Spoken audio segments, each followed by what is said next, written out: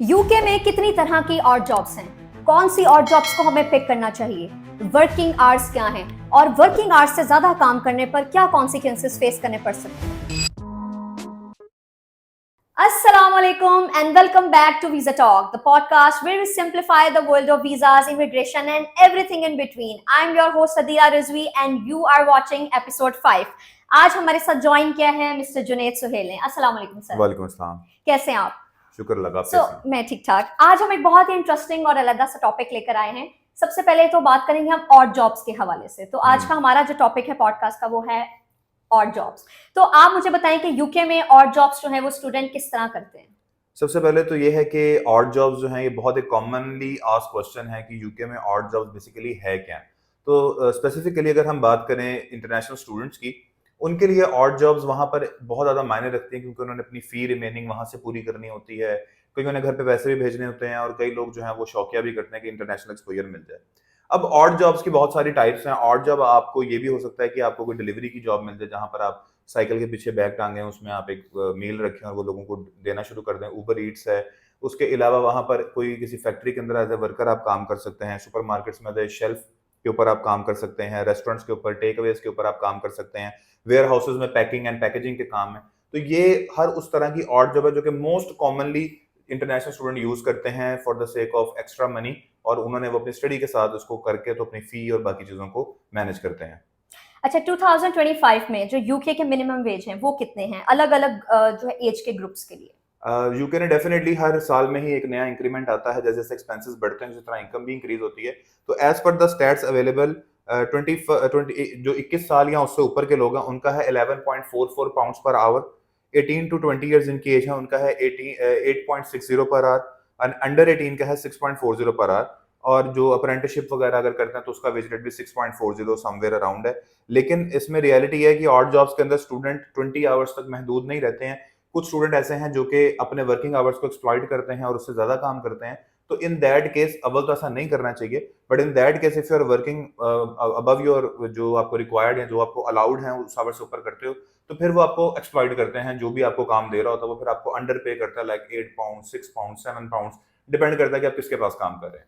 तो मेरा क्वेश्चन आपसे ये है कि क्या स्टूडेंट को हमेशा मिनिमम वेज ही मिलता है ऑड जॉब में? जरूरी नहीं है ऑड जॉब में मिनिमम वेज ही मिले। बेसिकली ऑड जॉब जरूरत है स्टूडेंट की भी और जो उसको रख रहा है उसकी भी, क्योंकि उसी जॉब के लिए अगर वो किसी नेशनल को हायर करता है तो उसको पे करना पड़ेगा उसको 12.44 पाउंड। अगर वो किसी पाकिस्तानी स्टूडेंट को या इंडियन या बांग्लादेशी को हायर कर रहा है तो वो उसको जॉब ऑफर करते हैं 10 पाउंड के ऊपर भी, 8 पाउंड के ऊपर भी। अगर आप उसको पर आवर से मल्टीप्लाई करें और अगर दिन में वो 8 घंटे काम कर रहा है तो there is a hell of a difference between 8 pound and 12.44 जो ले रहा है। तो इस वजह से वो प्रेफर करते हैं कि हमें इंटरनेशनल स्टूडेंट्स मिल जाएं ताकि हम उनको अंडर पे करके तो हम एक सस्ता जो कहते हैं लेबर इस्तेमाल कर सकें। तो स्टूडेंट वीजा होल्डर्स को यूके जो है वो क्या कितने आवर्स काम करने की लीगल परमिशन देता है? अगर हम लीगल की बात करें तो 20 आवर्स इन अ वीक, एक हफ्ते के अंदर सिर्फ 20 घंटे आपको अलाउड होते हैं। हाँ, अगर आपका टर्म टाइम नहीं है, समर टाइम के आप अंदर है, समर टाइम में वर्किंग की रिक्वायरमेंट इतनी खास आवर्स नहीं होते, उसमें फुल टाइम भी काम कर सकते हैं। बट जो 8 आवर्स अ वीक है आपका, सॉरी 20 आवर्स अ वीक है, ये मैंडेटरी रिक्वायरमेंट है और ये आपके वीजा की कंडीशन है कि आप 20 घंटे ज्यादा काम कर ही नहीं सकते हैं। टर्म टाइम में और वेकेशन टाइम में काम करने के क्या रूल्स हैं? मतलब डिफरेंट रूल्स होंगे, तो क्या रूल्स आप देखते हैं इन दोनों टर्म में? टाइम की अगर मैं बात करूं तो टर्म टाइम के अंदर ऐसा होता है कि टर्म टाइम का मतलब है ड्यूरिंग स्टडी। जब ओके। आप पढ़ रहे हैं, अपने लेक्चर्स ले रहे हैं, उसके दौरान आपको 20 घंटे एक हफ्ते में अलाउड होते हैं। जैसे ही अब जैसे जनवरी इनटेक आने लगा है यूके का, तो ये एक बड़ा सुनहरी मौका भी है बच्चों के लिए जिन्होंने खास तौर पे ऑड जॉब्स करने होते हैं कि इसके अंदर आपको समर ब्रेक मिलता है। समर ब्रेक के अंदर आपको तकरीबन 3-4 माह की वेकेशन आती हैं और उन वेकेशन के अंदर आपको फुल टाइम वर्क अलाउड होता है। तो ये आपका टर्म टाइम और जो समर आपका टाइम है जिसमें आपको वो वेकेशन दे रहे हैं, ये फर्क है इसका बेसिकली। अच्छा, बहुत दफ़ा ये देखा गया कि स्टूडेंट्स जो हैं, जो उनको अलाउड टाइम होता है उससे ज़्यादा काम करते हैं। ऐसी क्या प्रॉब्लम उनको पेश आती है, नौयत पेश आती है कि वो अपने अलाउड टाइम से ज़्यादा वर्क करते हैं? अच्छा, अलाउड टाइम से ज़्यादा करने वाले बेतहाशा केसेस होते हैं। हुँ, ये 2 वजूहात की वजह से हो सकते हैं। एक हंगर, हुँ। के उसके अंदर ये लालच है कि मैं ज़्यादा से ज़्यादा पैसा कमा के तो अपने वर्किंग आवर्स को एक्सप्लॉइट करता रहूँ।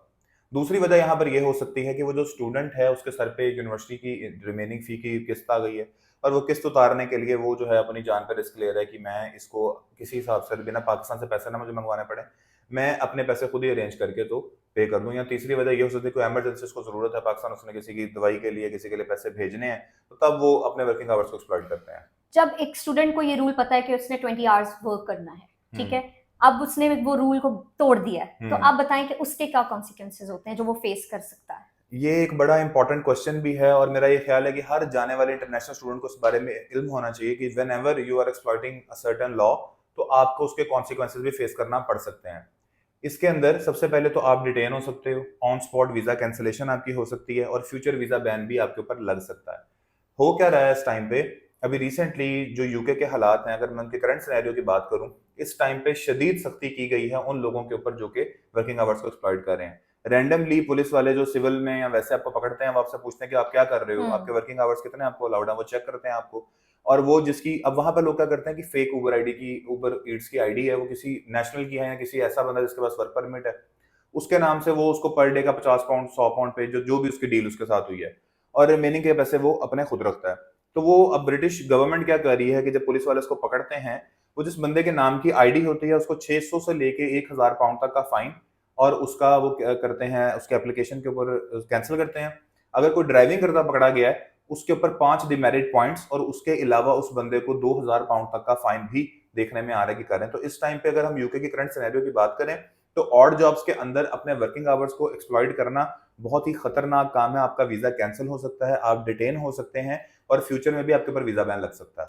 अच्छा, कोई आपकी रियल लाइफ में कोई ऐसा केस जिसको डिपोर्ट किया गया? डिपोर्ट ने भी रिसेंटली, मेरा एक स्टूडेंट था, उसकी मुझे call I, he was in Manchester. तो वो आया था लंदन में वैसे ही घूमने फिरने के लिए, लेकिन आदत से मजबूर उसने कहा कि चलो बैठा तो मैं हूं ही, तो मैं क्यों ना उबर ईट्स के यहाँ वो कर लेता हूँ। तो इसी तरह उसने की है, उसका मैं नाम नहीं लूंगा, स्टूडेंट मेरा बड़ा पुराना दोस्त भी है वो। तो जब उसने ये काम किया तो उसको इसी तरह जिस तरह मैंने आपको बताया, उसको पकड़ लिया उन्होंने कि तुम अपनी आईडी जो है वो यूज कर रहे हो। वो बचा इस चीज से कि उसके पास जो आईडी थी ना, उस पर एड्रेस मैनचेस्टर का था, ओके। और उसने ये कहा कि जी ये जो है मैं खाना अपने किसी दोस्त के लिए लेके जा रहा हूँ। फिर भी उन्होंने उसको पकड़ा और अब वो भागता फिर रहा है। इस टाइम वो ग्लासगो शिफ्ट हो गया कि मैं इन लोगों से बच सकूं। तो लंदन, बर्मिंघम, मैनचेस्टर के अंदर ऐसे बेतहाशा केसेस हैं इस टाइम पे जिनके साथ ये वाकयात हो रहे हैं, और बहुत सारे क्लाइंट्स या स्टूडेंट्स जो हमें देख रहे हैं वो कमेंट्स के अंदर भी बताएंगे कि उनके साथ भी ये चीजें हुई हैं। तो इस चीज से बचें, और अगर आप ऑड जॉब कर रहे हैं तो बहुत ध्यान से करें। अव्वल तो 20 आवर्स पर वीक से ऊपर जाएं ही ना, क्यों आप अपने वीजे के ऊपर रिस्क ले रहे हैं, कल को आपने पीएसडब्ल्यू अप्लाई करना है। तो ये कॉन्सिक्वेंसेस के अंदर ये भी आ सकता है कि आपको आगे फर्दर फ्यूचर वो एक्सपेंशन या एक्सटेंशन ना दें। मुश्किल हो सकती हाँ है जी। काफी। अच्छा, एम्प्लॉयर्स और होम ऑफिस के बीच डाटा शेयरिंग का सिस्टम जो है वो कैसे वर्क करता है? अच्छा, एम्प्लॉयर्स और जो जितने भी उनके टियर 2 स्पॉन्सर्स हैं, जो लोग भी रजिस्टर्ड हैं गवर्नमेंट के साथ, उन्होंने बताना होता है कि उनके पास कौन-कौन लोग काम कर रहे हैं। अब वो क्या करते हैं कि जैसे कुछ लेबर वर्क्स है, जैसे आपने वहाँ पे कुछ दिहाड़ी मजदूरी वाला काम है, वहाँ पर ये लोग क्या करते हैं कि जिसको कहते हैं ना, दाल लगाने की कोशिश करते हैं कि वो रजिस्टर नहीं करवाते, और जब वो चेक करने आते हैं कि लिस्ट में ये बंदा है, अपने पासपोर्ट्स दिखाओ, तो वहाँ पर जाके वो जो डाटा शेयरिंग पकड़ी जाती है उनकी कि जी आपने नहीं दिया, तो स्पॉन्सर को भी फाइन है और जो कर रहा है उसका तो वो बुरा ही हाल कर देता है, लेकिन स्पॉन्सर को फाइन लाजमी होता है। ठीक है, लॉन्ग टर्म करियर के लिए हम्म। और जॉब करना कितना सेफ ऑड जॉब्स कभी भी लॉन्ग टर्म करियर के लिए नहीं है। मैं हमेशा हर स्टूडेंट को ये बात लाजमी बताता हूँ कि whenever you are looking for a job, तो आप ये चीज अपने जहन में रखें कि कल को आपने किसी व्हाइट कॉलर जॉब के ऊपर मूव करना है। क्योंकि ऑड जॉब अगर आप बर्गर फ्लिप कर रहे हैं या पिज्जा बेक कर रहे हैं तो आप सारी जिंदगी वही करते रहेंगे, बजाय इसके आप अपनी डिग्री पे फोकस करें। बहुत सारे स्टूडेंट हैं जो यूके में जाते हैं, जाने के बाद एमएससी साइबर सिक्योरिटी है, डेटा साइंस है, एनिमल हस्बेंड्री है, फिशरीज के कोर्सेज हैं, बहुत सारे इस तरह के कोर्सेज पढ़ते हैं, लेकिन ड्यूरिंग देयर टर्म टाइम वो इस तरह के काम भी कर रहे होते हैं। तो बजाय से कि आप पकड़े जाएं और कैंसिल करवा लें वीजा, आप वेट करें फॉर द राइट टाइम। आप अपना स्टडी ड्यूरेशन कंप्लीट करें, 1 साल की तो स्टडी, उसमें से भी 9 महीने आपने पढ़ना है, 9 मंथ्स आप फोकस होकर के पूरे करें। उसके बाद आपका समर ब्रेक आ गया है, छुट्टियां आ गई, आपको फुल टाइम अलाउड है, उस टाइम पर आप जितना मर्जी काम करें। और सिमिलरली 2 साल का ओपन वर्क परमिट है, उसके बाद जितना मर्जी काम करें। पहले 9 महीने मुश्किल से जो है ना मास्टर्स वाला बच्चा वो निकाल ले, तो उसके लिए जो है ना एक बड़ी वो सुनहरी बात हो जाएगी कि वो बच जाएगा। और यहाँ पर एक पॉइंट मैं और ऐड कर दूं कि वो स्टूडेंट्स जो स्प्लिट कैस के ऊपर जाते हैं, जिनके पास 1 ईयर का वीजा होता है स्प्लिट, उसमें 10 आवर्स होते हैं अलाउड आपको, तो उनके लिए तो बिल्कुल ही नहीं है कि वो साबित ही नहीं कर सकते कि मैं अपने वर्किंग आवर्स के अंदर काम कर रहा हूँ। और अंडर ग्रेड के अंदर 90% यूनिवर्सिटीज की classes 4 to 5 days a week होती हैं। कुछ यूनिवर्सिटी, जैसे यूनिवर्सिटी ईस्ट लंदन है, उसकी 3 दिन क्लास होती है अंडर ग्रेड के अंदर, तो वो लोग फिर भी 20 आवर्स मैनेज कर सकते हैं। लेकिन ज्वाइंट कैस के ऊपर, स्प्लिट कैस वाला तो बहुत लंबा ही फंसेगा। 20 आवर्स वाला रूल इंप्लीमेंटेड है और आपने इसी को फॉलो करना है। अपनी स्टडी कंप्लीट करें, उसके बाद आपको जो भी अच्छी अपॉर्चुनिटी मिलती है। मेरा एक स्टूडेंट है, उसने हार्टफोर्डशायर से एमएससी साइबर सिक्योरिटी की, उसके बाद वो एप्पल में काम करने लग गया। तो इस तरह के बेतहाशा एग्जांपल्स हैं, बहुत सारे मेरे डंडी में स्टूडेंट्स हैं जो अब डंडी के अंदर ही पढ़ा रहे हैं, कोई कुछ है कोई कुछ है। तो बहुत सारी सक्सेस स्टोरीज भी हैं जहां पर ऐसे स्टूडेंट हैं। हम हर स्टूडेंट को ये गाइड कर कर भेजते हैं कि आपने करियर ओरिएंटेड रहना और करियर पे फोकस रखना है आपने अपना। अच्छा, स्टूडेंट्स को अपना सर्वाइवल मैनेज करने के लिए क्या लीगल ऑल्टरनेटिव्स अवेलेबल होते हैं? अगर सर्वाइवल के लिए अगर तो ऑड जॉब्स की हम टेक्निकली बात करें तो ऑड जॉब के अंदर तो लीगली 20 घंटे ही है। इसके अलावा कोई वो कहते हैं ना, कोई गिदड़ सिंगी नहीं है, कोई ऐसी चीज नहीं है कि आप जो है इसके अलावा काम करके आप पैसे कमा सकते हैं। बहुत सारे स्टूडेंट है वो क्या करते हैं, यूके में वर्चुअल स्टोर्स रख लेते हैं या अमेजोन एफबीए शुरू कर देते हैं, कुछ ऑनलाइन वर्किंग शुरू कर देते हैं। तो वो काम किसी हद तक फिर भी बेहतर है, अगर करना है आपको ऑनलाइन का काम आता है तो आप वो कर सकते हैं। अमेरिका में बैठ के मतलब यूके में बैठ के अमेरिका में कर सकते हैं, जहां पर कोई थोड़े बहुत लूप होल्स हैं। अगर आप वो कर रहे हैं तो दैट इज फाइन। लेकिन मशवरा यही है कि ड्यूरिंग योर स्टडी टाइम आप अपनी स्टडी पे ही फोकस रखें। और लीगल तरीका यही है कि आप अपनी स्टडी कंप्लीट करते हैं, 2 साल का वर्क परमिट मिलता है। उस वर्क परमिट के बाद या तो आप टिकट 2 किसी स्किल्ड वर्कर वीजा पे कन्वर्ट करवाते हैं, या आप कंट्री स्विच करते हैं, या आप एंटरप्रेन्योर स्कीम है उसकी इनोवेटर्स प्रोग्राम है, जिसमें भी आपको, अगर आप आउटस्टैंडिंग स्टूडेंट रहे हैं अपनी लाइफ के अंदर और आपके पास बहुत सारे अच्छे कोई प्रोजेक्ट्स हैं, तो आप उसके अंदर जाके अपना फर्दर प्लान दे सकते हैं, उनको अपना वीजा स्विच करवा सकते हैं। तो यूनिवर्सिटीज जो हैं वो स्टूडेंट जहाँ पर पार्ट टाइम जॉब करने के लिए या इंटर्नशिप करने के लिए अगर इंटरेस्टेड हो, तो क्या यूनिवर्सिटीज उनको सपोर्ट करती हैं? हाँ, ये बड़ा अच्छा क्वेश्चन है आपका कि यूनिवर्सिटी की किस हद तक सपोर्ट होती है। तो फॉर एग्जांपल अगर एक स्टूडेंट है जो कि किसी भी मास्टर्स डिग्री प्रोग्राम में जा रहा है, अंडरग्रेड में जा रहा है, वहां पे 2 चीजें अवेलेबल होती हैं। एक होती है सैंडविच प्लेसमेंट, एक होती है work placement. Sandwich placement during आपके टर्म सेमेस्टर्स के दरमियान में आती है, और वर्क प्लेसमेंट आपकी डिग्री के बाद आती है। अब जब आप डिग्री कंप्लीट करते हैं, यूनिवर्सिटी आपको एक एंडोर्समेंट लेटर देती है कि ये बच्चा हमसे पढ़ा हुआ है, और आप किसी भी कंपनी में जाके वो सबमिट करके उस बेस के ऊपर आपको यूनिवर्सिटी जॉब हंट के ऊपर, उनके स्टूडेंट अफेयर्स का डिपार्टमेंट होते हैं, वहाँ पे स्टूडेंट सबैटिकल ऑफिसर्स होते हैं, आप उनसे जाके मिलें, अपनी बॉन्डिंग अच्छी रखें उनके साथ बॉन्डिंग, तो वो आप लोगों को प्लेस कर देते हैं किसी अच्छी मल्टीनेशनल जो फर्म है वहां पर। तो वहां पर काम करने का ये फायदा होता है कि जैसे ही आपकी डिग्री कंप्लीट होती है, और ये इंटर्नशिप्स होती हैं, पेड भी होती हैं, समटाइम्स पेड नहीं होती हैं, तो लेकिन इसका फायदा यह है कि आगे जो वर्क परमिट पे आपने कन्वर्ट करना है, तब आपको टिकट टू स्पॉन्सर वही कंपनी दे देती है। तो that will lead you ultimately towards PR. अगर किसी ने वहां जाके और जॉब नहीं करनी ड्यूरिंग स्टडीज, ठीक है, तो आपको क्या लगता है कि यहाँ से क्या प्लान करके जाना चाहिए कि आपका फाइनेंस जो है वो उसके मुताबिक रहे, आपको जॉब करने की वहां पे जरूरत ना पड़े? सबसे पहले तो प्लानिंग की अगर मैं बात करूं तो आप लोगों ने फ्लेक्सेस के ऊपर यकीन नहीं करना जो आपके डिफरेंट शहरों में लगी होती हैं। 20 लाख में यूके, 18 लाख में यूके, 13 लाख में यूके, ये सारा फ्रॉड है। आपको प्रॉपर प्लानिंग के साथ आपको पता होना चाहिए कि आपकी 1 साल की फी क्या है। मैं एक आइडियली एक मशवरा देता हूं कि आप पहले साल की फी अपनी साथ लेकर जाएं। 5-6 माह तो सिर्फ आपको अपने बैंकिंग अकाउंट्स, रास्ते, चीजों को समझने में, लॉ को समझने में लग जाते हैं। आप 1 साल के बैकअप के साथ जाएं, 1 साल की फी यूनिवर्सिटी की आप पे करें, साथ एटलीस्ट आप 3-4 हजार पाउंड कैरी करें अपने, और फिर आप इस चीज के ऊपर मेंटली रिलैक्स होकर काम कर सकते हैं। बहुत सारे स्टूडेंट मैंने ऐसा देखा कि जाते ही ऐसे डिप्रेशन का शिकार होते हैं कि हम मर गए, लुट गए, हम अब पाकिस्तान वापस आने लगे हैं। तो 35-40-50 लाख रुपए लगाने के बाद अगर आप जाके आपके साथ ये काम होगा तो फिर तो डेफिनेटली आप सर्वाइव नहीं कर पाओगे। तो the tip for the day is कि आप अपने फाइनेंस को पहले प्लान करो टिल यू रीच देयर। आप सिर्फ ये ना देखो कि मैं 30 लाख में, 35 लाख में यूके पहुंच गया, उसके बाद जाते ही जो आपकी अकोमोडेशन की कॉस्ट है, आपने बैंकिंग अकाउंट ओपन करना है, कोई साइकिल लेनी है, कुछ भी करना है, तो वो चीजों का बजट भी साथ लेकर जाए। तो क्या फाइनेंशियल प्रेशर बहुत ज्यादा होता है? फाइनेंशियल प्रेशर बहुत ज्यादा होता भी है और नहीं भी होता। खास तौर पे वो लोग जिनको पहले फाइनेंशियल प्लानिंग नहीं होती है, इन लोगों के ऊपर तो फाइनेंशियल प्रेशर की बेइंतहा आप समझें कि जोर होता है, और ये लोग तो सर्वाइव बहुत मुश्किल करते हैं। जिन लोगों के पास थोड़ा बैकअप प्लान होता है, पीछे घर वाले को सपोर्ट कर देते हैं, तो उन लोगों को ये होता है कि वो थोड़े से ईजी रहते हैं और वो उस चीज को मैनेज कर लेते हैं। अगर कोई स्टूडेंट स्कॉलरशिप पे गया हो, हम्म। तो क्या उससे फर्क पड़ता है, फाइनेंशियल प्रेशर थोड़ा कम होता है?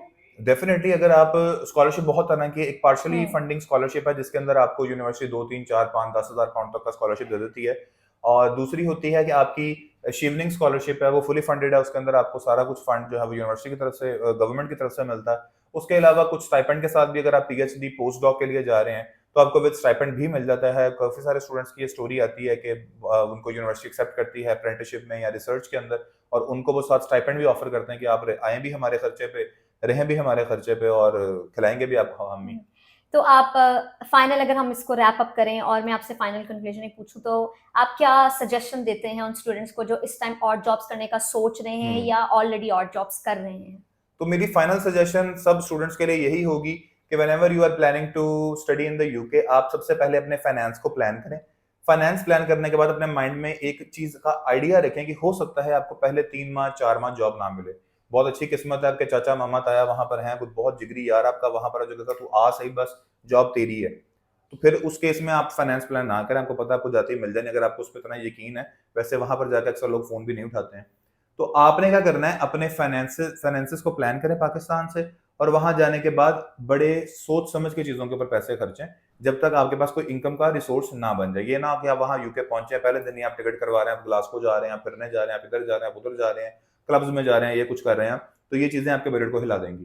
तो फाइनल एडवाइस वुड बी कि plan your studies first, then plan अपना अकॉर्डिंग करें यूनिवर्सिटी, देन लिविंग एक्सपेंसेस देखें कहाँ पर आपको आपकी बजट में आते हैं। अगर आप लंदन जा रहे हो तो डेफिनेटली वहाँ पे एक्सपेंसेस बहुत ज्यादा होंगे, अगर मैनचेस्टर में या आप जा रहे हो ग्लासगो के अंदर तो वहाँ पे एक्सपेंसेस कम होंगे। Thank you so much.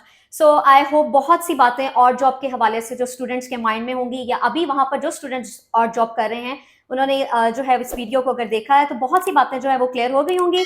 मैं आपको मिलूंगी इंशाल्लाह ताला अपने नेक्स्ट एपिसोड में। Until then stay healthy, stay safe. Thank you. अल्लाह हाफिज। अल्लाह हाफिज।